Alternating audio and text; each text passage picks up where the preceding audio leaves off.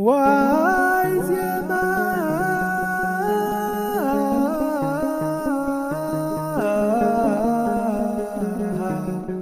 ذا سماي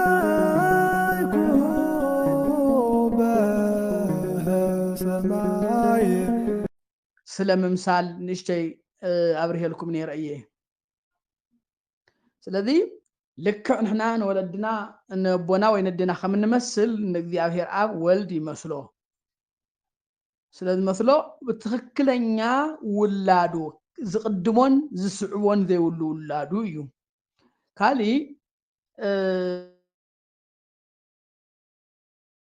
ደቂ ሰባት ደቂ እግዚአብሔር ተባሂ መላእክት እውን ኣብ መጽሓፈ ኢዮብ ደቂ ኣምላኽ ተባሂሎም ኣለዉ ትክክል እዚኣቶም ውላድ ይኮኑን ውላድ በርግጥ እግዚአብሔር ብዝሃቦም ምክንያቱ ውላድ ይኮንተ ይኮነስ እዚኣቶም እግዚአብሔራውነት ወይ ደግሞ መለኮታዊነት የብሎምን ውላድ ተባሃሉ እኳ ልክ ነቲ ባዕልኻ ዘይወለድካዮ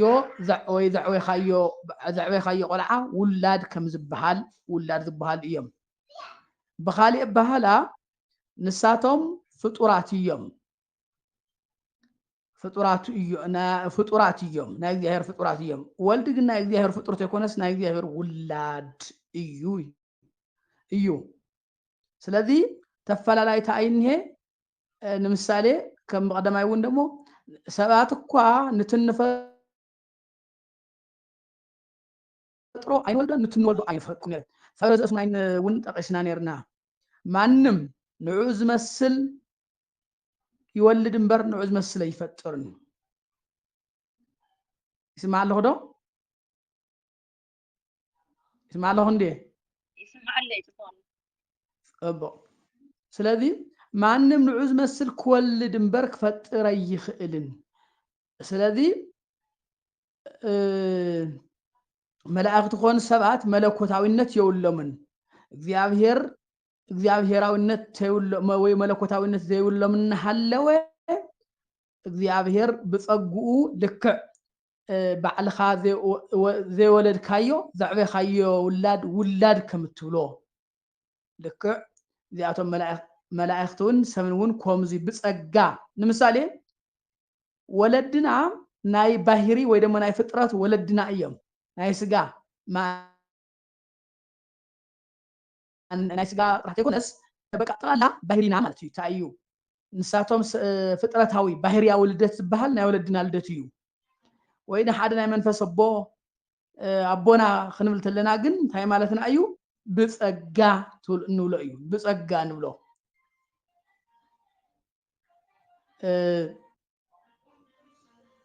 ነው ወለድና ንወለደ ልደት ፍጥረታዊ ወይ ደግሞ ባህሪያዊ ልደት እዩ ልክ ናይ ወለድና ማንነት አባና ይርአ ንሓደ መንፈሳዊ አቦና ክንብሎ ተለና ግን ብጸጋ ዝበሃል ዳንበር ደቁ ካብ ስጉኡ ተኸፈልና ማለት አይኮነን ልክ እንደዚህ ዝኣክል አፈላላይ ኣብ ደቂ ሰባትን ወይ ፍጡራትን ኣብ ፍጡራትን ኣብ እግዚአብሔር ወልድና ፈላላይ እንደዚህ ዝኣክል አፈላላይ ኣሎ ብጣዕሚ ርሕቀት ዘለዎ አፈላላይ እዩ بخالي بالا ملائكة قلقلت إيوم እግዚአብሔር አብ ንጉስ እንተኮይን ወልድ ንጉስ እዩ ወድ ንጉስ እዩ ቶም መላእክት ግን አገልገልት እዮም ናቱ ናይት ወድ ንጉስ መገልገልት እዮም ናቱ ሰራሕተኛታት እዮም በኻሊ ባህላ ናቱ ንብረት እዮም ውል ናቱ ንብረት እዮም ናይ ወልድ ንብረት እዮም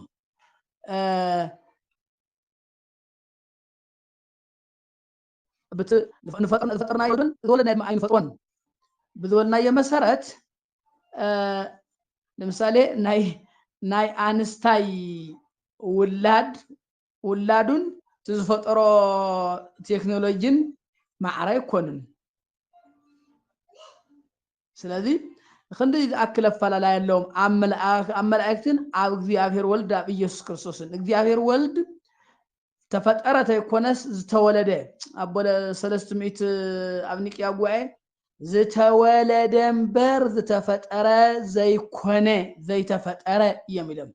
زي تفترة تولد أمبر زي تفترة هو مولادنا مفتارن بطعم الحقات ذلوا فلا لا يلو هذا هاي ما لمثال يهوبا مسكروش نبلو ملو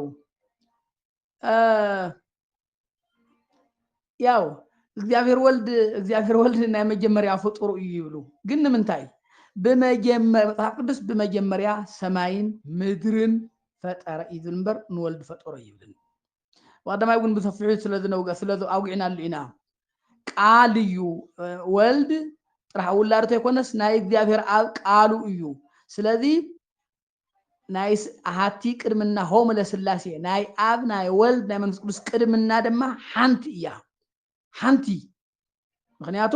ምቅድዳም የለን ሓደ ካብ ሓደ ይድሕርን ሓደ ካብ ሓደ ይትሕትን አይልዕልን ሓደ ካብ ሓደ አይድንጉን ምክንያቱ ቃል እዩ እግዚአብሔር ወልድ ብዘይ እግዚአብሔር አብ ብዘይ እግዚአብሔር ወልድ ነበረ ማለት ቃሉ ወልድ ስለዝኾነ እግዚአብሔር አብ በሃም እግዚአብሔር ነበረ ከም ዳርጋ ማለት እዩ ንዙ እዩ ስለዚ እግዚአብሔር ወልድ ናይ አብ ውላድ እዩ ሳቶም ግን ፍጡራት እዮም አገልገልቱ እዮም በኻሊ ባህላ ንብረትን በቀሊሉ አብ ንብረትን አውላድን ዘአፈላላይ ዘሎ ማለት እዩ መላእክት ናይ እግዚአብሔር ንብረት እዮም እግዚአብሔር ወልድ ግን ናይ እግዚአብሔር አብ ውላድ እዩ አብ ንብረትን አውላድን መቸም ንብረትናን ውላድናን ማዕረኸም ዘይንርኢ ተፈለጠ እዩ ንብረትናን ውላድናን ማዕረ ክብሪ ከም ዘይብሎም ዝመፀ ተመፀ ንብረትና ትሕቲ ውላድና እምበር ልዕሊ ውላድና ከም ዘይኮን መላእክት ናይ እግዚአብሔር ንብረት እዮም እምበር ናይ እግዚአብሔር ውላድ አይኮኑን እዩ قصر أبيل تايذبل نتبخرون أب عالم مثل أخو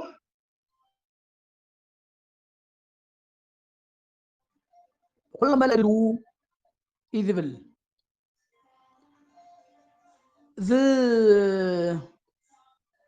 قال زي استوسد كم مزمور تسعان شدشتن بقنف تسعان شوعتن سلا يهويه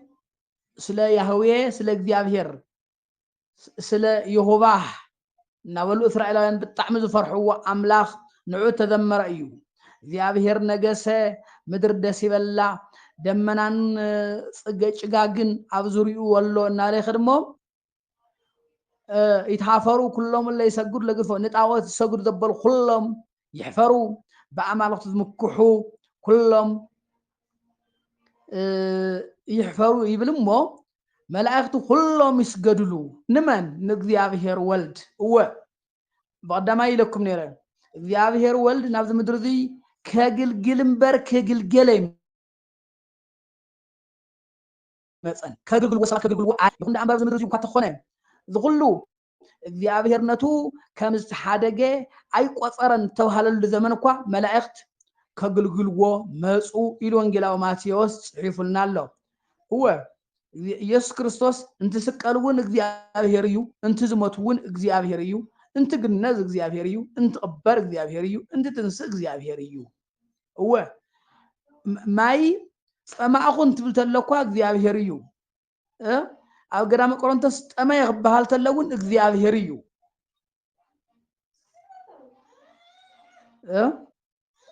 ስለዚ መላእክት ናብዛ ዓለም እዚ ምስ ለኣኾ ሰብ እኳ እንተኾነ ዝኩሉ ኣብተ ኣሕዋት ኢየሱስ ካብ ዝወረዶ ካብ ዝተሓቶት ንታሕቲ ካብ ዝተዋረዶ ውርደት ንታሕቲ ውርደት የለ ስለዚ ተኣመና ዝተዋረደ ይኹን ዳኣ እምበር ኣብ ምዕራፍ 2 ከም ነንብቦ ካብ መላእክቲ ዘንእሶ ሕዚ ግን ናይ ምስጋና ዘውዲ ጽዒኑ ንሪኦ ኣለና ተባሂሉ ከም ተጻሓፈ ኢየሱስ ክርስቶስ ምንም እኳ ደቂ ሰባት ውርደት ኣሎ ካብ ዝበሃል ላዕሊ ተዋረደ እኳ እንተኾነ ይኹን ዳኣ እምበር ኣብ የማን ኣብ ዘሎ ስለዚ መላእክቲ ኩሎም ይስገድሉ እንመን ብቀዳማይ ናይ መላእክቲ ዓይነታት ከም ዘለው ብተለምዶ ከም ትፈልጥዎ ቀዳማይ ብዙሕ ትንቢተ ዳንኤል ምዕራፍ 7 ቁጥሪ 10 እልፍ አእላፋት ከም መላእክት ይለኣኽዎ ይብል እዚ አእላፋት እዚ ብኣና ኳስ ሚልዮናት ቢልዮናት እዩ ብትግእ ዝዓርሱ እዚ ድማ ብእግዚአብሔር ናይ እግዚአብሔር ቁፅርን ናይ ሰብ ቁፅርን ማዕረ ከም ዘይኮነ ድማ ግልፂ እዩ ሒሳባዊ ቁፅሪ ኣይኮነን ስለዚ ማዕረ ክንደይ ብጣዕሚ ብዙሓት ስለዚ በቤተክርስቲያን እናተለመደ ሚእቲ ነገድ ንብል ሚእቲ ነገድ ይበሃሉ ነገድ ማለት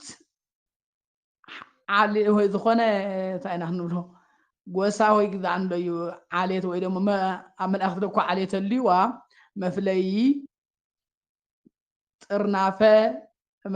እኽብ ካብ ጉባኤ ማለት እዩ ስለዚ ማዕረ ሚእቲ ነገድ ኣለው ንብል ምናልባት ግን መፅሓፍ ቅዱስ መሰረቱ እንታይ ምዃኑ እኳ ብዙሕ መረዳእታ ዘሎ ይመስለኒ ምናልባት ግን ኣብ ወንጌል ማቴዎስ ባዕሉ ጎይታና መድሓና ኢየሱስ ክርስቶስ ሚእተ ባግዕ ዝነበሮ ሰብ ዘለዎ ሰብ ታበጊዕን ሓንቲ በጊዕ ከኣተን ተጠፍአቶ እተን 99 ነበረኻ ገዲፉ ዶ ይኮነን እንተ ሓንቲ ክደሊ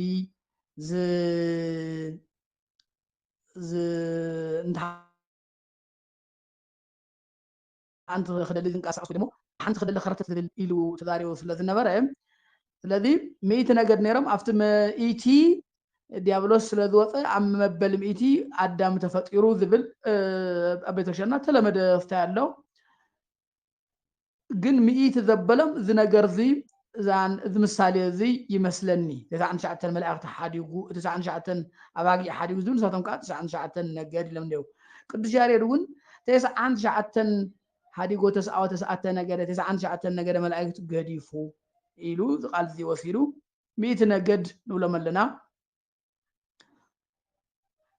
እቲ ሚእቲ ነገድ ዝበሃል ዓርሱ ክንደይ በዝሒ ካብ ዝበሃል እቲ በዝሒ ክንደይ ምዃኑ ኣይፍለጥን ብጣዕሚ እልፍ ኣእላፋት ቢልዮናት ሚልዮናት ክኾኑ ይኽእሉ ምክንያቱ እዚ ቁፅሪ እዚ ሒሳባዊ ቁፅሪ ኣይኮነን እዩ ስለዚ እንመን እዮም ዝሰግድሉ ከይበሃል እከለ ካብ እከለ እንተይኮነስ ኩሎም መላእክቲ ይስገዱ ይብል ስለዚ እዚ ብምዃኑ ንሳቶም ዝሰግድሉ ንሱ ስግደት ተቐባሊ ንሳቶም መመስገንቲ ንሱ ምስጋና ተቐባሊ ማዕረ ኣብ ስግደት ዝቕበል ማዕረ ኣብ ኣምልኮት ዝቕበል ማዕረ ኣብ ጸሎት ዝቕበል ማዕረ ኣብ ንዛ ዓለም እዚኣ ዘመሓድር ማዕረ ኣብ ሓጢኣትና ይቕረ ዝብል ሓደ ግዜ ሓጢኣትካ ተሓዲጉልካ ኣሎ ስለ ዝበለ እቶም ኣይሁድ ብጣዕሚ ተቆጢዖም ይስማዕኩም ኣሎ ዶ يسمع له ده هو يسمع لي ممر እሺ ሓጢኣትካ ተሓዲጉልካ ኣሎ ስለዝበለ ብጣዕሚ ተቆጢዖም ታይልዎ ምስግን ንምንታይ ብልብኹም ክፉእ ትሓስቡ ኣለኹም እምበኣርከስ ንወዲ ሰብ ሓጢኣት ይቕረ ክብል ስልጣን ኣሎ ሓጢኣት ይቕረ ማለት ናይ መን ድዩ ናይ እግዚኣብሔር እዩ ናይ እግዚኣብሔር እዩ ወልድ እውን ማዕረ እግዚኣብሔር ቅድምና ሓንቲ እያ ኢልና ኣለና ስለዚ መላእክቲ ዝሰግድሉ እዮም ካብኣቶም ስግደት ዝቕበል እዩ ንሳቶም ዘገልግልዎ እንድሕር ኮይኑ ብጣዕሚ ይበልፆም እዩ ብካልእ ባህላ እውን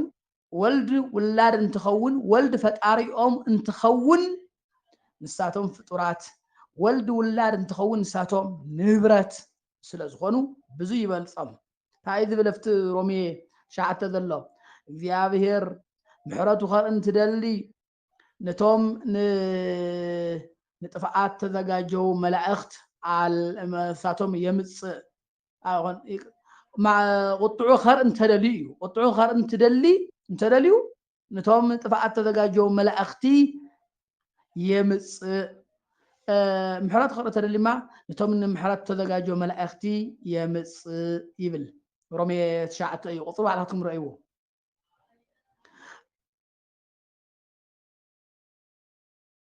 ምናልባት ኣብ ቤተክርስትያን ምክንያቱ ብፅሓፍ እዚ ንመቕሰፍትን ንካልእን ዝለኣኹ መላእክቲ ንበይኖም ንምሕረት ከምዚ ዝለኣኹ መላእክቲ ንበይኖም ከም ዝኾኑ ዘርኢ ዝመስል ኣብ ቤተክርስትያንና እውን ባዕሉ ከምዚ ኣሎ ኣሎ ምክንያቱ ካብ ነገደ ዲያብሎስ ተይ እምቢ ምስ ካብ ነገደ ሳጥናኤል ካብኡ ተቐኒሶም ንሳቶም ምስኡ ዘይከሓዱ ወይ ድማ ምስኡ ኣይንእዘዝን ዘይበሉ ፈጣሪኦም ዘይከሓዱ መላእክት ናብ ነገደ ሚካኤል ተደረቡ ዘበእንተ መዓቶም ተሰሚዩ ለጊዮም ብጣዕሚ ቁጣዓን ዝኾኑ መላእክት ኣለዉ ዝብል ኣብ ሓደ ሓደ ድርሳናት ናይ ቤተክርስትያን ኣሎ ይኹን ዳ እምበር ንምሳሌ ባዕሉ እቲ መልአከ ምህረት ተባሃለ እውን መልአከ ምህረት ተባሃለ እውን መልአከ መዓት ይኸውን ኣሎ ምክንያቱ ንሰናክሬም ንህዝቅያስ መልአከ ምህረት እንትኸውን ባዕሉ ንሰናክሬም እንታይ ዝኸውን ዘሎ መልአከ መዓት እዩ ዝኸውን ዘሎ እሞ ባዕላቶም እቶም መልአከ ንምሕረት ዝለኣኹ እውን ንጥፍኣት እውን ንሰባት ንምቕጣዕ እውን ከም ዝለኣኹ ካብ እግዚኣብሄር ብዘይ ናይ እግዚኣብሄር ፈቃድ ግን ምንም ከምዘይ ይንቀሳቀሱ እዩ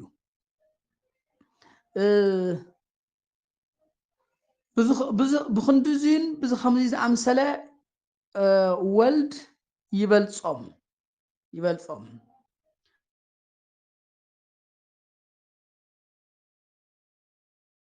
ቅፅል ኣቢሉ እንታይ ዝብል ዝገብሮም ንመላእክቱ መናፍስት እቶም ዝለኣኽዎ እውን ነበልባል ሓዊ ዝገብሮም ይብል ስለዚ ኣብዚ ኣብ ቀዳማይ ስለ ፈጣጥራ መላእክቲ ኢልና ኣውጊዕናሉ ኢና እቶም ዘለው ብዥታታት ኣመለኻኽታታት እውን ርኢናዮም ኢና ስለዚ ወልዲ ፈጣሪኦም እዩ ንሳቶም ፍጡራት እዮም ወልድ ጎይታ እዩ ንሳቶም ባሮት እዮም ስለዚ ብክንዲዚን እዚን ዝኣምሰለ ወልድ ይበልጾም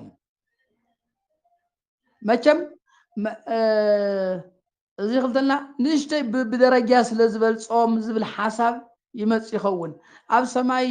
ነነብልዕሌኻ ዘሎ እናኽበርካ እናምለኽካ ይኮነ ዝቕፅል ንበር ከምኡ ይኮነን ተሰራርሓ ኩሉ ነቲ ሓደ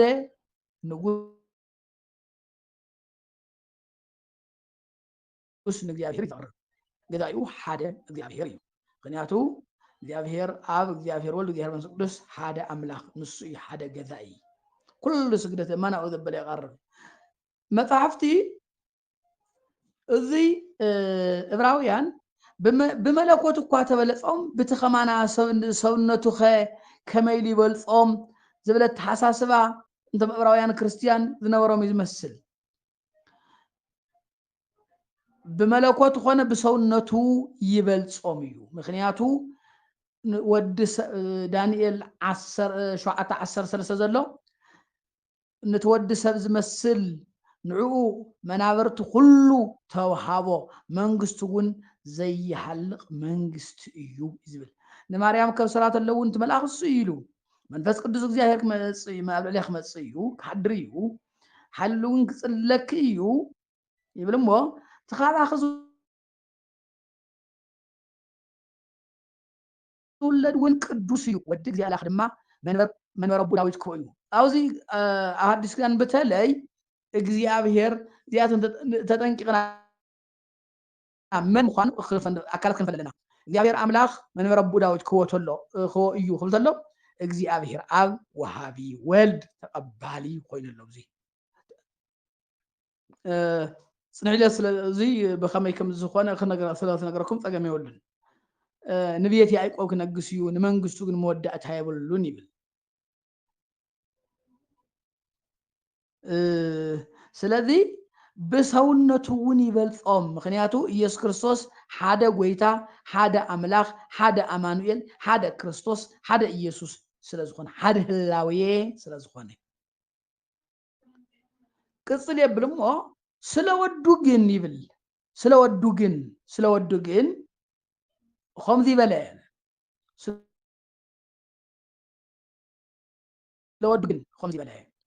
ስለወዱ ግን ኦ ኣምላኽ በለ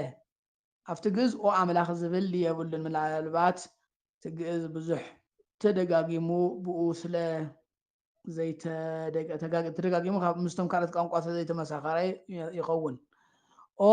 ስለወዱ ግን ኦ ኣምላኽ መንበርካን ዘለዓለም እዩ በትር መንግስትኻ እውን በትር ቅንዕና እዩ ጽድቅ ፈተኻ ዓመፅ ጸላእኻ ስለዚ እግዚአብሔር አምላኽካ ሕልፊ ብጾትካ ብዘይተሓጎስ ቀብኣካ ይብል ስለዚ ኦ አምላኽ ክብል ተሎ ስለወዱ ይዛረብ ስለመን ስለቲ ኣብ ምድሪ ጸማእኹ ደኸመ ጠመየ እናበልና እናገሮ ዘለና ስለ ኢየሱስ እዩ ዝዛረብ ዘሎ ወዱ ዝበሃል ዘሎ ኢየሱስ እዩ ንመልዑ እንታይ በሎ ኦ አምላኽ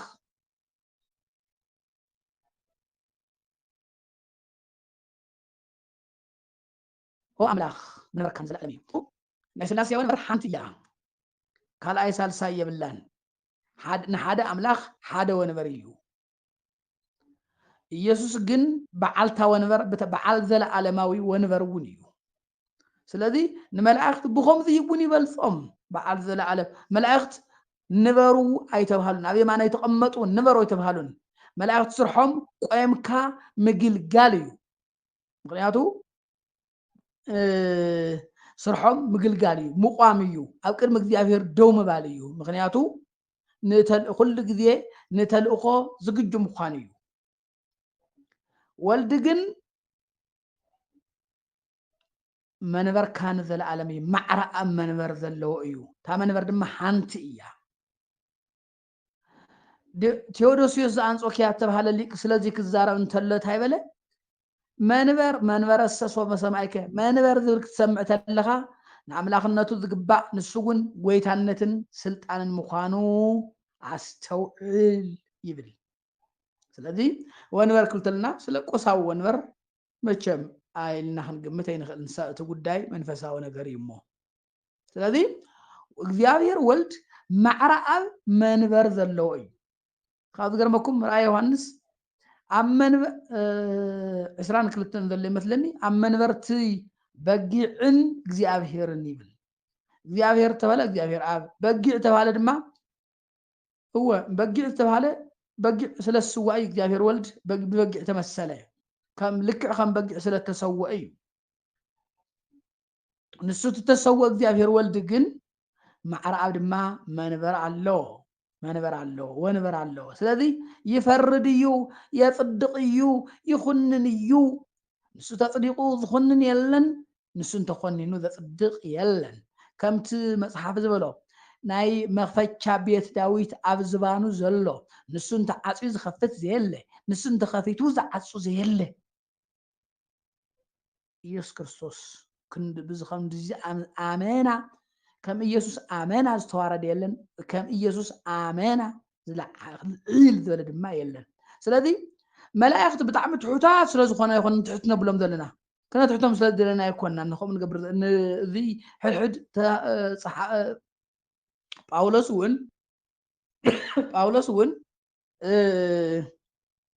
ጳውሎስ እውን ንዚ ንመላእክት ክትሕቶም ስለ ዝደለየ ኣይኮነን ግን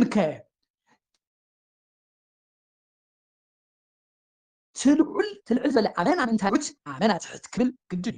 ግድን እዩ ንዙ እዩ እውን ዮሃንስ አፈወርቅ እንታይ ይብል ንመላእክቲ ኣመና እኳ እንተኽበርክዎም ይኹን ዳ እምበር ባሮት ኢየሱስ እዮም ይብል ለእመ ጥቀ ኣኢበይክዎሙ ኣግብርቲ እሙንቱ ዘኢየሱስ ወልደ እግዚአብሔር ይብል ስለዚ ኢየሱስ ክርስቶስ በዓል ዘለዓለማዊ ወንበር እዩ ካብኡ ቅፅል ኣቢሉ እንታይ ይብል ጽድቂ ፈተኻ ዓመፅ ጸላእኻ ስለዚ እግዚአብሔር ኣምላኽካ ሕልፊ ብጾትካ ብጾት መን እዮም ጽድቂ ፈተኻ ዓመፅ ጸላእኻ እግዚአብሔር ድሕሪ ሓጢአት ብደቂ ሰባት ኣይተሓጎሰን ካብ ሰባት ዝሕጉስዎ ኣይተረኸቡን حدار ጊዜ ድቀሎ ጻድቕ አብርሃም ጻድቕ ተባሃለ ኖህ ጻድቕ ተባሃለ ኢዮብ ጻድቕ ተባሃለ ንድሕነት ዘብቅዕ ጽድቂ ነይርዎም ኢልና ክንሓስብ ይግበአናን ካብቲ ዝነበረ ዓለም ዝሐሹ ዳእምበር ንድሕነት ዘብቅዕ ጽድቂ ነይርዎም ኣይኮነን ጻድቃን ተባሃለ መጽሓፍ ስለዚ ታዮም ተማልአ ጽድቂ ስለ ዘይብሎም ንእግዚአብሔር ዝሕጉስ ኣይተረኸበን ንዙይ መጽሓፍ ኩሉ ህይወታዊ ዘበለ ኩሉ ኣብ ቅድሜኻ ኣይጸድቕን ሰማይ እኳ ኣብ ቅድሚኡ ንጹህ ኣይኮነን ካብ ሰብ ካብ ኣንስቲ ዝውለድ ድማ ከመይ ኢሉ ካብ ሓጢኣት ይነጽህ ከም ዝተብሃለ ንእግዚአብሔር ድሕሪ ውድቀት ዝሕጉስ ጻድቕ ኣይተረኽበን ብተማልአ ዝሕጉስ ጻድቕ ኣይተረኽበን እወ አብርሃም ዓርከ ተባሂሉ ይቀጥሉ ተለኹ ግን ንእግዚአብሔር ዝሕጉስ ጻድቕ ኣይተረኽበን ስለዚ ንእግዚአብሔር ዝሕጉስ ጻድቕ ስለ ዘይተረኽበ እግዚአብሔር ወዱ ለኣኸ ኣብ ክንዳና ንሕና ክንሕጉሶ ዘይከኣልና ንእግዚአብሔር ክንሕጉሶ ስለ ዘይከኣልና ካብ መለኮታዊ ወዱ እቲ መለኮታዊ ማዕርኡ ዝኾነ ወዱ ለኣኸ ስጋና ድማ ልክዕ ከማና ድማ ኾነ ኣብ ክንዳና ድማ ክንዳና ድማ ሓሊፉ ንእግዚአብሔር ኣሐጎሶ እወ እቲ ቀዳማይ ሰብ ኣዳም ምእዛዝ ብዘይ ምእዛዙ ከምቲ መጽሓፍ ዝበሎ ብናይ ሓደ ሰብ ዘይ ምእዛዝ ብዙሓት ሓጣን ኮኑ ብናይ ሓደ ሰብ ምእዛዝ እሱ ግን ብኢየሱስ ክርስቶስ ግን ብዙሓት ጻድቃን ኮኑ ተባሂሉ ከም ዝተጻሓፈ መጽሓፍቲ ዘምሕረት እዮም ናይ ወዲ ሰብ ውድቀት ምንም ንእግዚአብሔር ምንም ኣብ ቅድሚ እንኳን ቅድሚ እግዚአብሔር ኣብ ቅድሚ እግዚአብሔር ዝረአ ጽድቂ ከም ዘየቕረበ ንድሕነቱ ብቕዓት ዘለዎ ጽድቂ ከም ዘየቕረበ መጽሓፍቲ ብዘይ ሓፍረት እዮም ገሊፆም እንታይ ኢሎም እግዚአብሔር ካብ ሰማይ ናብ ምድሪ ተመልከተ ጠቢብ ንእግዚአብሔር ዝደሊ ጠቢብ እንተሃልዩ ክርኢ ይኹን እምበር ኩሎም በደሉ ሰናይ ዝገብር የለን ዋላ እኳ ሓደ የለን ጎሮኦም ከም ተኸፈተ መቃብር እዩ ብዓንደ መልሓሶም ይሽምግሉ ይሽውዱ የጭበርብሩ ኣብ ትሕቲ ከንፈሮም ሕንዚ መንደላይ ተመነሎ እዩ ዝብል ስለዚ ደቂ ሰባት ከመይ ኢሎም ብጣዕሚ ኣብ ዝጠለቕ ሓጢኣት ከም ዝነበሩ እዚ ድማ ካብቶም ጻድቂ ማንም ንእግዚአብሔር ክሕጉስ ከም ዘይከኣለ እዩ ዘርድእ ንዚ እውን ኢሳይያስ 66 እውን ኣብ ቅድሜኻ ኩልና ርኩሳን ኮና ይብል ኩልና ርኩሳን ኮና እከለ ቤት እከለ ይኮነን ኩልና ይብል ርኩሳን ኮና ይብል ጽድቅና እውን ከም ናይ ደም ከም ናይ መርገም ጨርቂ ኾነ እዩ ዝብል ስለዚ እግዚአብሔር ስለዚ ተቀዳማይ ሰብ ኣዳም ክዋፆ ዝነበረ ክዋፆ ስለ ዘይከኣለ እወ ብመለኮቱ ናይ ተዓዛዛይ ክእዘዝ ዘይኽእል እግዚአብሔር ወልድ ኣብ ክንዳና ከማና ኾይኑ ተኣዚዙ ንእግዚአብሔር ኣሐጎሰ እዚ እውን ጽድቂ ፈተኻ ዓመፅ ጸላእኻ ዝተሕዘቡ ብኡ ተሓጎስኩ እኮ እዩ ዝብል ብኡ ተሓጎስኩ ትንቢተ ኢሳይያስ 42 ቁፅሪ 1 ጀሚሩ ነብሰይ ዝመረፀቶ ፍትወይ ፍቁረይ መንፈሰይ ብልዕሊኡ ዝቕምጥ ዘንብረሉ ንሱ ፍርደይ ክዛረብ እዩ ኣይጨውህን ኣይጠርዕን ዓወይ ይብልን እዩ ዝብል ስለዚ ኢየሱስ ክርስቶስ ክንዲ ዝኣክል ሙገሳ ብሰውነቱ እዚ ብሰውነቱ እዩ ስለዚ በኣኻ ተሓጎስኩ ተባሃለ ማንም የለን ብእግዚአብሔር ወልድ እግዚአብሔር ኣብ ካብ ደቂ ሰባት ክረኽቦ ዘይከኣለ ወዱ ኣብ ክንዳና ልኢኹ ንዓና ኮይኑ ንዓና መሲሉ ወይ ደሞ ናትና ስጋ ናትና ማንነት ብምሉኡ ተሸኪሙ በጀካ ሓጢኣት ማለት እዩ እንታይ መጽሓፍ ታዲግ በጀካ ሓጢኣት ብነገር ኩሉ ተፈተነ እዩ ንሕና ሰባት ከም ንሓልፎ ሓሊፉ ንእግዚአብሔር ኣብ ዘሐጎሰ ስለ ዝኾነ እግዚአብሔር ኣምላኽካ ሕልፊ ብጾትካ ብዘይተሓጎስ ቀብኣካ ይብል እግዚአብሔር ኣምላኽካ ተባሃለ ዘሎ እግዚአብሔር ኣብ እዩ ሕልፊ ብጾትካ መን እዮም ብጾቱ መን እዮም ብጾቱ ኣሕዋተይ ካብናይ ዕድል ተተረዲኡና ዓብዪ ነገር እዩ ብሓቂ ዓብዪ ነገር እዩ ኣሕዋት እግዚኣብሔር ወልዲ ኢና ወሃበነ መባይተ ከመ ንፀውዖ ለኣብ እንዘንብል ንኣብ ኣቦ ኢልና ክንፅውዖ ስልጣን ሃበና ይብል ጎርጎርዮስ ዘኑሲስ ወረሰየና ኣሃዊሁ ኣሕዋቱ ገበረና ወተሳተፈነ በስጋ ወደም ብስጋን ብደምን ድማ ተሳተፈና ምስታፍ እንታይ ማለት እዩ ምስታፍ ተመሳሰለና ተዛመደና ማለት እዩ ስለዚ ሕልፊ ብጾትካ ብዘይተሓጎስ ቀብኣካ እግዚኣብሔር ኣምላኽካ እግዚኣብሔር ኣምላኽካ ደይብለለን ትብሉ ዝብል ሓሳብ መቸም ናብ ኣእምሮና ምምፃእ ይተርፎን እግዚአብሔር ኣብ እግዚአብሔር ወልድ ብመለኮቱ ፈጣሪ ኣምላኽ ጎይታ እኳ ተኾነ ብስጋ ሰብ ስለተባሃለ ሰብ ማለት እንታይ ማለት እዩ ፍጡር ከም ማለት እዩ ፍጡር ዝብል ብሰውነቱ ይንገረሉ ሰብ ማለት እዩ ሰብ እንድሕር ኮይኑ እንታይ ዝኾን ዘሎ ፍጡር ማለት እዩ ስለዚ ኣምላኩ ናብ ኣቦይን ናብ ኣቦኹ ኣብ ኣቦይ ወኣቡክሙ ናብ ኣቦይን ናብ ኣቦኹምን ናብ ኣምላኸይን ናብ ኣምላኽኩምን ኢሉ እውን ነይሩ ባዕሉ እውን ስለዚ ብመለኮት ኣቦኡ ብስጋ ድማ ኣምላኹ እናበሉ መፅሓፍቲ እናገርሉ እዮም ምክንያቱ ሰብ ስለዝኾነ ብቲ ሰብ ዝኾነሉ ብቲ ዝለበሶ ስጋ ብኡ ምክንያቱ እግዚኣብሔር ወልድ ቅድሚ ዓለም ዝነበረ ቅድሚ ዓለም ዝነበረ እዩ ኣምላኹ ዝበሃል ዘሎ ግን ኣብ ቅድሚ 2000 ብታ ሰብ ዝለበሳ ስጋ ማለት እዩ ስለዚ ኤጲፋንዮስ ዝተባሃለ ሊቅ ስለዚ ክዛረብ እንተሎ ጎይታ ንጎይታይ ፀላእትኻ መርገፅ እግርኻ ስካዕ ዝገበረልካ ኣብ የማነይ ተቐመጥ በሎ ይብል ምክንያቱ ጎይታ ንጎይታ ይበለ ናይ ጎይታይ ጎይታ ኣይበለን ናይ ጎይታይ ጎይታ ዝብለሉ ግዜ ዘመነ ስጋዌ ስለ ዘይበፅሐ ስለዚ እግዚኣብሔር ኣብ ንወልድ ብመለኮቱ ኣቦ እዩ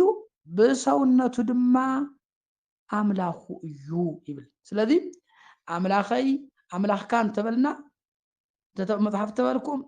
ከም ገፁ ምርኣይ ፅቡቅ እዩ ንምሳሌ ኣነን ኣብን ሓደ ኢና ይብል ኣነን ኣብን ሓደ ኢና ክብል ተሎ እዚ ስለ መለኮቱ እንትናገር እንክየ ከይዱ 15 መስልን ዮሃንስ ድማ ኣብየ ዓብየኒ እዩ ይብል ይበልፅኒ ይዓብየኒ እዩ ይብል እዚ ስለምንታይ ስለቲ ዝለበሶ ስጋ እዩ እዚ ብዙሕ ግዜ እዞም የሆባ ምስክሮች እዚ ብዙሕ ግዜ ጥቕሶም እዩ ኣብየ ዓብየኒ ኢሉ ይብለካ ያለን እዩ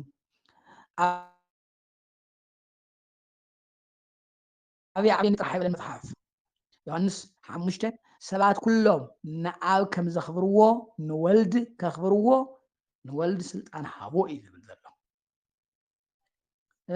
ዝተውሃበ ተቐበለ ዝብል እውን ልክዕ በቲ ሰውነት ስለ ሰውነቱ ተነገረ እምበር ብመለኮቱ ዝቕበሎ ነገር የለን ብዙይ ንሕሰቦ ብዙይ ንርአዮ ምክንያቱ ኣብየ ዓብየኒ ጥራሕ ኣይኮነን ካብ መላእክቲ እኳ ኣንእስካዮ እኮ ተባሂሉ እኒሄ ካብ መላእክቲ ኣሕዋት ካብ መላእክቲ ጥራሕ ኣይኮነን ካብ ሰባት እውን ይንእሱ መቸም ዝተነኣሰ ሰባት ኣብ ገዝኦም እዮም ዝውለዱ ንሱ ግን ኣብ ደንበ እዩ ተወሊዱ ብዙሕ ግዜ ከም ዝዛረቦ ሮማዊ ዜጋ ብመስቀል ይቕፅዓን ኣይሁዳዊ ዜጋ እውን ብመስቀል ይቕፅዓን ኢየሱስ ክርስቶስ ግን ብመስቀል ዝኣክል ውርደት ተቐቢሉ ናይ መስቀል ውርደት ተቐቢሉ ብመስቀል ተሰቂሉ ሞይቱ ካብዚ ዓቢ ውርደት የለን ከም ማለት እዚ ከዓ ስለ ሰውነቱ ብዘመነ ስጋዊ ተነገረሉ እምበር ብመለኮቱ ካብ ኣብ ንእሱ ወይ ኣምላኹ ናይ ኣምላኽ ዝበሃል ልዩ ኮይኑ ኣይኮነን ሕልፊ ብፆትካ ብዘይተሓጎስ ቀብኣካ እንታይ እዩ ዘይቲ እዚ ቀደም ነቢያት بتلاقي كائنات النجستات زيت تقبيهم كائنات يكون نجستات يكونوا نيرم مثال مصحف صاموئيل قدام مصحف صاموئيل مرافع 16 سለ داويت صاموئيل كما يرو خمس قبيو خمس زنقصو مرافع 9 صاموئيل قدام صاموئيل حذون نساول كما يرو خمس زنقصو እሞ ብትቕብዓት እሱ ከመይ ሳኦል ነቢይ ድዩ ተባሂሉ ካብ ነቢያት ወገን ነቢያት ድዩ ካብ ነቢያት ወገን ዘርኢ ነቢያት ድዩ ተባሂሉ ከዓ ዝንገር ከመይ ትንቢት ከም ተናገረ ነንብብ ኢና ስለዚ ናይ ብሉይ ካህናትን ነቢያትን ነገስታትን ብዘይቲ ብግዙፍ ዘይቲ ተቐቢኦም መንፈስ ቅዱስ ይሓድሮም ነይሩ ወይ መንፈስ ረድኤት ናትና ሊቀ ካህናት ነቢይ ንጉስ ሐዋርያት ተባለ ኢየሱስ ክርስቶስ ግን እንታይ እዩ ብዘይቲ ተቐብአን ኣብ ክንዲ ዘይቲ መንፈስ ቅዱስ እዩ ቅብአቱ ስለዚ በእግዚአብሔር አብ ካብ እግዚአብሔር አብ መንፈስ ቅዱስ ተቀቢሉ መንፈስ ቅዱስ እውን ካልእ ኣይኮነን ትናይ ባህሪ ህይወቱ ትምስኡ ዘሎ እዩ ትናይ ባህሪ ህይወቱ እስትንፋሱ እዩ ግን ተቀበለ ስለዝተባለ ምክንያቱ እስመ ክርስቶስ ብሂል ቅቡ በመንፈስ ቅዱስ ክርስቲያን ማለት በመንፈስ ቅዱስ ተቀብኡ ማለት እዩ ከም ትፈልጥዎ ኣብ ዘመነ ሐዋርያት ደቀ መንፈስ ቅዱስ ክሕድርሎም ተሎ ሐዋርያት ርሱ ኢላቶም ኣብ ርእሶም ኣንቢሮም እዮም ድሕሪ ቁሩብ ኣብ ካልኣይ ክፍለ ዘመን ይመስለኒ ሜሮን ዝተጀመረ ኣብ ሎዶቅያ ዝበሃል ጉባኤ ዝተወሰነ ሜሮን ድማ ነቲ ረቂቅ ቅብአት መንፈስ ቅዱስ ብግዙፍ ቅብአት ናይ መንፈስ ቅዱስ ምሳሌ ስለ ዝኾነ ሜሮን ነቲ ዘይረአ ቅብአት ብዝረአ ቅብአት ከም መምሃሪ ተባሂሉ ተገብረ እዩ እምበር ክርስቲያን ዘብለና ዘሎ በሜሮን ተቀቢና ወይ በዕንጨይቲ ተቀመመ ተብልናስ ተይኮነስ መንፈስ ቅዱስ ተቀባእና ማለት እዩ ሜሮን ግን ነቲ መንፈስ ቅዱስ ምልክቱ ወይ ምሳሌኡ ስለ ዝነበረ ብሉይ ኪዳን ካብ ብሉይ ኪዳን እውን ቀጥታ ተወሲዱ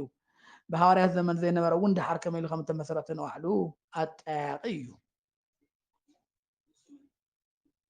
ሕልፊ ብጾትካ ምክንያቱ ነቢያት ነዚ እውን እዩ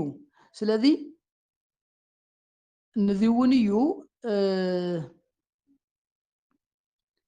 ሕልፊ ብጾትካ ካብ ነቢያት ካብ ኩሎም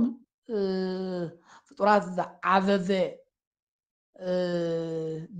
ምክንያቱ መንፈስ ቅዱስ ወይ ደሞ ሓይሊ ተኣምራት ይገብር ማለት እዩ ነዚ እውን ኢሳይያስ ታይብል 11 ዘሎ ጽድቂ ዕጣቕ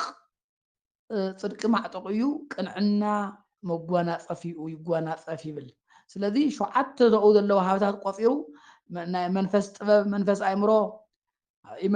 መንፈስ እግዚአብሔር ክመልኦ ይብል መንፈስ ጥበብ መንፈስ ኣእምሮ መንፈስ ፍርሃተ እግዚአብሔር ዝብል ሸውዓተ ብምልኦም ይቆፅሮም እዚኣቶም ብምልኦም ዝህብ ንዓና ንባዕሉ ኮይኑስ ንዓና ዝህብ ምክንያቱ ነቢያት ንባዕላቶም እኳ ንካልኦት ይህውን ኢየሱስ ክርስቶስ ግን ብስጉ እኳ መንፈስ ቅዱስ ተቀበለ ተተባሃለ ንሱ ግን ብመንፈስ ቅዱስ ዘጥምቕ ማንም ነቢይ ወይ ሐዋርያ ወይ ዝኾነ ናይ ብሉይ ሊቀ ካህናት ብመንፈስ ቅዱስ ኣያጥምቑን ንሱ ግን ብመንፈስ ቅዱስ የጥምቐና ስለዚ ክርስቲያን ማለት ብመንፈስ ቅዱስ ዝተቀብኡ መንፈስ ቅዱስ ዝሓደሮም ማለት እዩ ክርስቶስ ማለት መንፈስ ቅዱስ መንፈስ ተመልአ ከም ምዃኑ መጠን ንሕና እውን ናቱ ተኸተልትን ናቱ ሰዓብትን ስለ ዝኾንና ብክርስቶስ ክርስቲያን ስለተባሃልና بكريستوس كريستيان ስለተባልና እንታይ ንኾን ኣለና መንፈስ ቅዱስ መንፈስ ተመላእና መንፈስ ጥበብ መንፈስ ፍርሃት እግዚአብሔር መንፈስ ፍርዲ መንፈስ ቅንዕና ዝተመላእና ኢና ማለት እዩ ይስማዕ ኣለኹ ዶ اسمع لي ممر ይስማዕ ኣለኹ ዶ ጽቡቕ ملكت هاوني قص لبيلو تاي زبل ካልኣይ ከምዚ በለ ይብል ኦ ጎይታ ንስኻ ንምድሪ ፈጠርካያ መሰረት ፈጠርካያ ሰማያት እውን ግብረ እዳውካ እየን ንሳተን ክጠፍኣ እየን ንስኻ ግን ክትህሉ ኢኻ ንሳቶም ከም ክዳን ክዓርጉ እዮም ከም መጓናፀፊያ እውን ክትጥቕልሎም ኢኻ ንስኻ ግን ንስኻ ኢኻ ዘመናትካ እውን ፈፂሞም ኣይውዳእን ይብል እዚ ኣብ 101 ብቅንድፍ 102 ንያህውየ ዝብልዎ ንእግዚኣብሔር ማለት እዩ ያህውየ ዝብልዎ ያህውየ ማለት ዝሃለወ ይሄሉ ኣብ ዘፀአት ምዕራፍ 3 ዘሎ እዩ እግዚኣብሔር ዝብል ስም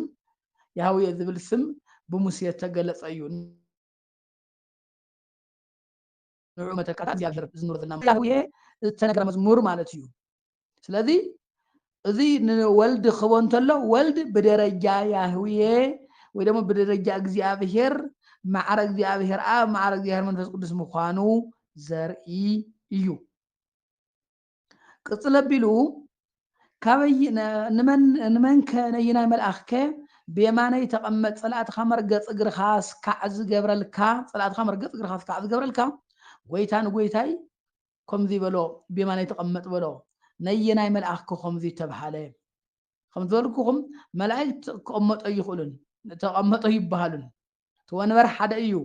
ንሱ እውን ፈጣር ጥራሕ ዝቕመጦ እዩ ስለዚ መላእክት ተቐመጦ ይበሃሉን ብዞም ኩሎም ብልጫታት እዚኦም ንመን ይበልፆም መን ወልድ ንመላእክት ይበልፆም ይብል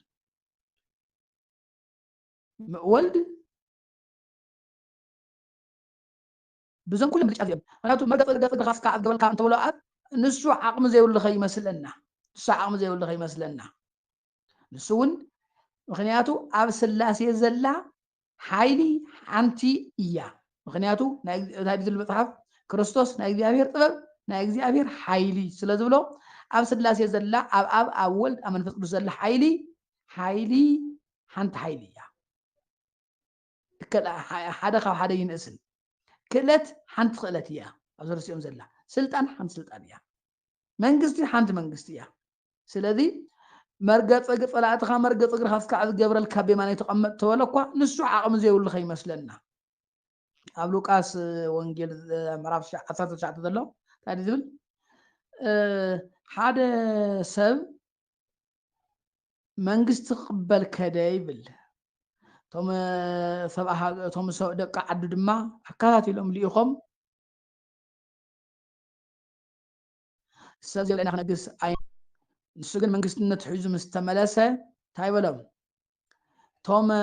ነቶም ኣብ ልዕሊኦም ክነግስ ዘይደልዩን ናብ ቅድመ የምፅኹም ቅተልዎም በሎም እዩ ዝብል ስለዚ ዘይቕበልዎ ፍርዲ ክህብ ናይ ዘለዓለም ናብ ዘይጠፍእ ናይ ዘለዓለም እወ ሓሰኽኡ ዘይድቅስ እሳቱ ተሓዉ ዘይጠፍእ ናብ ዝኾነ ንጸላእቱ ፍርዲ ክህብ ዝኽእል ኣምላኽ እዩ ማዕረ እግዚኣብሔር ኣብ ክፈርድ ዝኽእል እዩ ስለዚ በዚ ኩሉ እዚ መላእክት ይበልፆም መቸም ልዕሊ መላእክትን ልዕሊ ኪሩቤልን ልዕሊ ሱራፌልን ዝበልፅ ፍጡር ስለ ዘየለ እሳቶም ከም ዝበልኩም ንብረት እዮም እሱ ጎይታ እዩ ስለዚ ነዚ እዚ ጥራሕ ኣይኮነን ንኢየሱስ ክርስቶስ ንባዕሉ እውን መልኣኽ እዩ ይብልዎ ነይሮም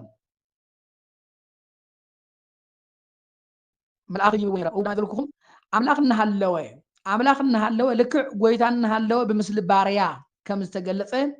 ኣምላኽ እናሃለወ እውን ብስም ተለኣኺ ብስም መልኣኽ ብኣምሳል መልኣኽ ተገሊፁ እዩ ስለ ትሕትኑ ተገሊፁ እዩ እዚ ይከሓድን ኢየሱስ ክርስቶስ ግን መልኣኽ ኣይኮነን ክልተ ነገር እዩ ሕዚ መልኣኽ ይብልዎ ስለ ዝነበሩ ኣንታ ደቀየ ብክልተ ነገር መጉትዎም መላእክትማ ነቶም ዘለዓለም ህይወት ዘለዓለማዊ ህይወት ኮርስ ዘለዎም ንዓቶም ንምሕጋዝ ዝለኣኹ መናፍስቲ እንድዮም ይብሎም እዚ ማለት እንታይ ማለት እዩ መልኣኽ ከይትብልዎማ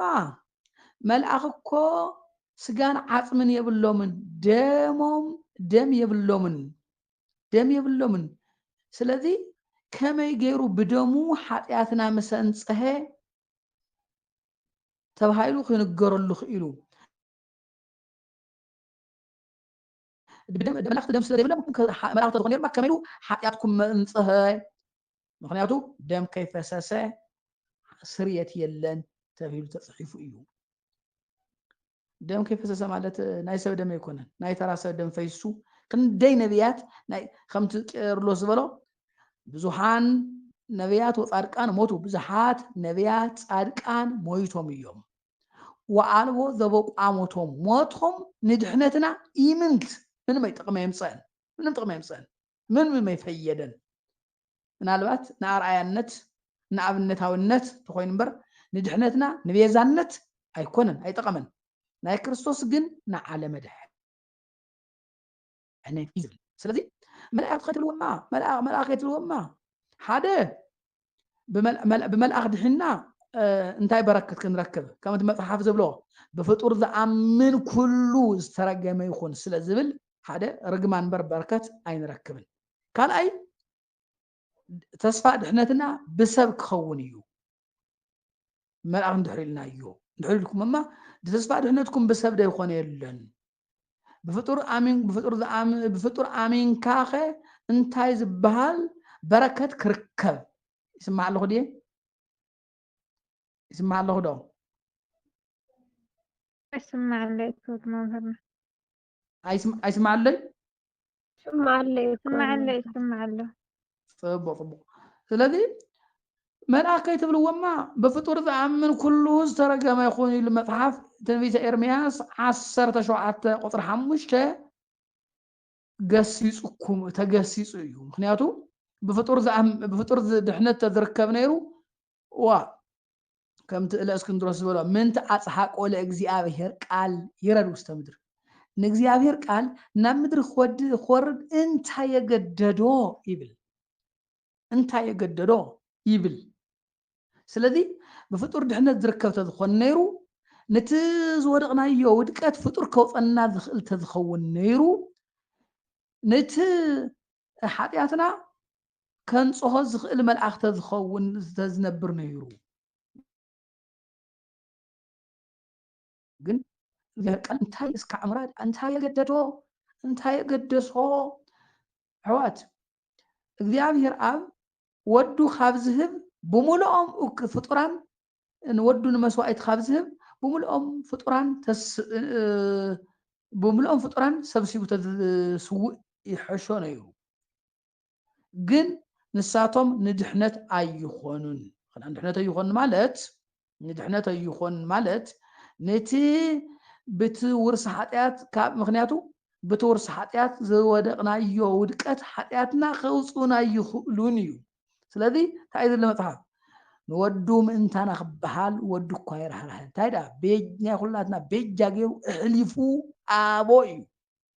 ሕዚ ታይ ዋቃዕና እዩ እወ መልኣኽን ንኣናንያን ኣዛርያን ድሕንዎም እንድዩ እንታይ መድሓኒት ዘይበሃል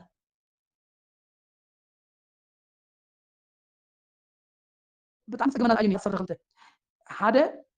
አንተ ዝረሳዕኽዎ ይመስለኒ ሽሙ ንመላእክት ዝበልፀሉ ሽም ክበልፅ ክኣሉ ሽሙ ክበልፅ ዝኽኣለ ንድሕነትና ዝኸውን ሽም መብትሕቲ ሰማይ ዘይተዋሃበ ምዃኑ እውን እዩ ካልእ ህይወት ካልእ መድሓኒት ዘየለ ምዃኑ እውን እዩ ካብ መላእክት ዝበለፀ ዝገብሮ መላእክት የድሕኑ ተተባሃሉ ሓደ ካብ እግዚኣብሔር ተላኢኾም ካብኡ ብወልዲ ተላኢኾም እዮም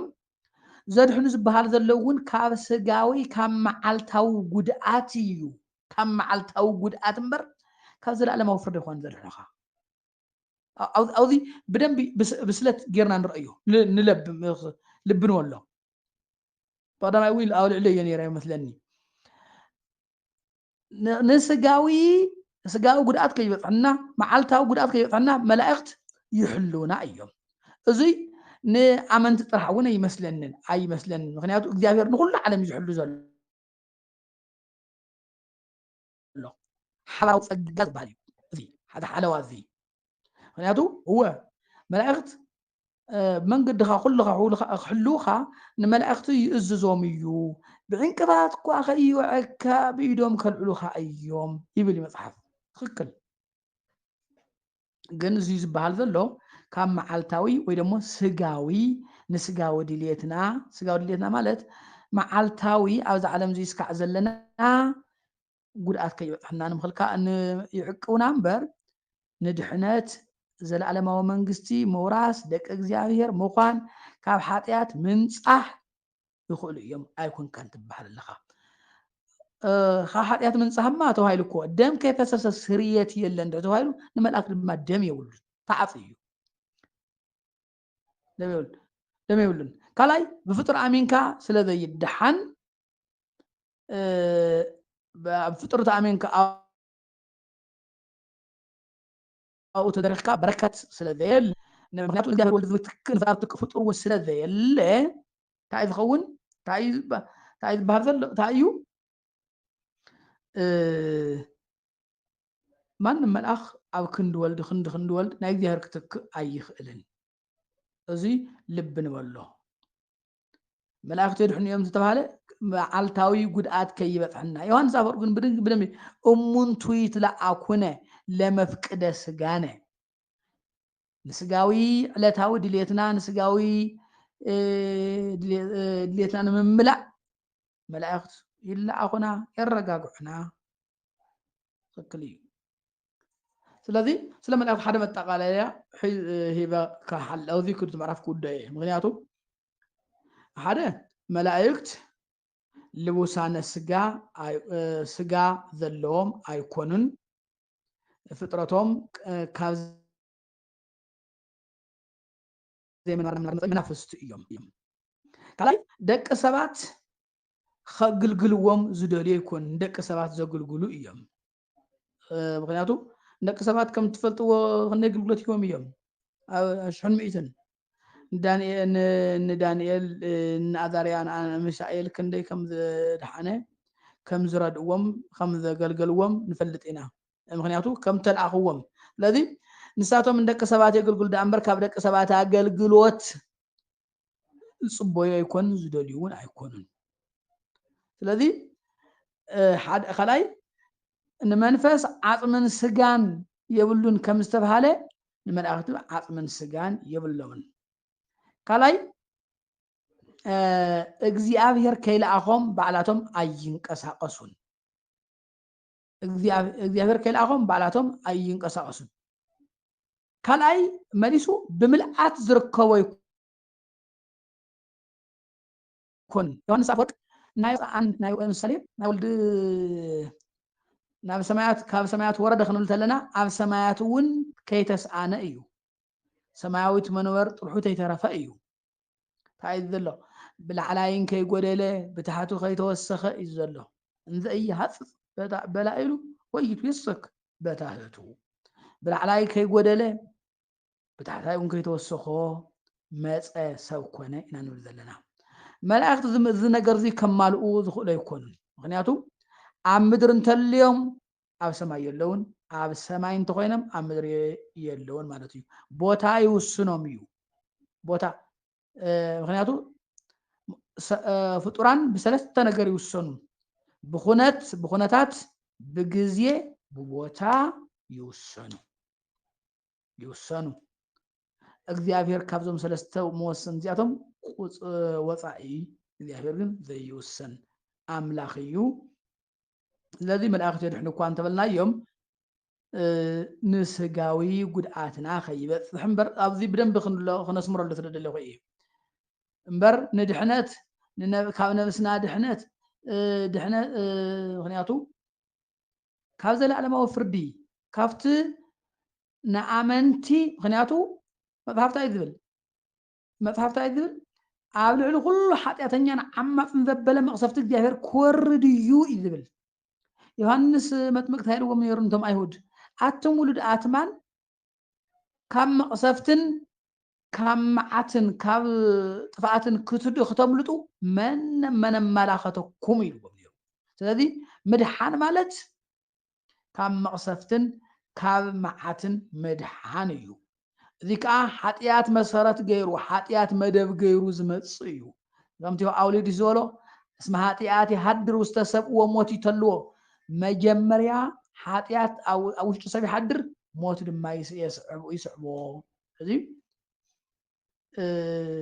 كمزي سلازغونه ملائكه كاب زي يكون كدحنا زدحنا كاب علتاوي كاب سغاو غدات كيبطحنا كاب غزياوي يم زدحنا بركاب زلالا وفر يدحنا ذي وين كسمر اللي قبع أربعة عفرت قلت ذلو بتحت سماي كالي شماي توهابن لك سبات كده حلو لكو خالي هو تون آي توهابن توهايلو بربعة نتبي سلا زتحس أوه تنبيت إساياس سسان سلستنون خبيرهم كبيرهم زوز قالوا سوز أي حسون على سلاسل ما قلت أنا إيه يبلم مو እግዚአብሔር ወሰል እግዚአብሔር ለተናገር ተናጋሪው እግዚአብሔር ወልድ አነ ይዘሉ እግዚአብሔር ወልድ ስታይብል ወይቤለኒ ሶበርኢኩ ከመአል ወዘይረድ ዝረድ ዘድህን ከምዘየለ ለመስራኤሁ ይዝብል هو ዝረድ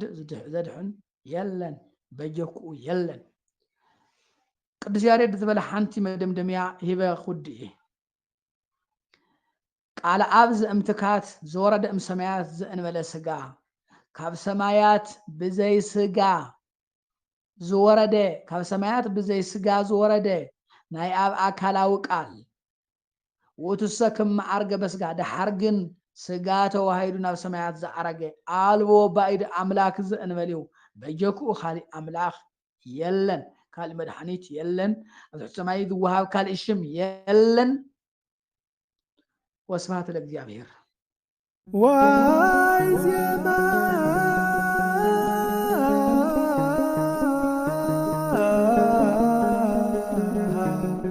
ذا سما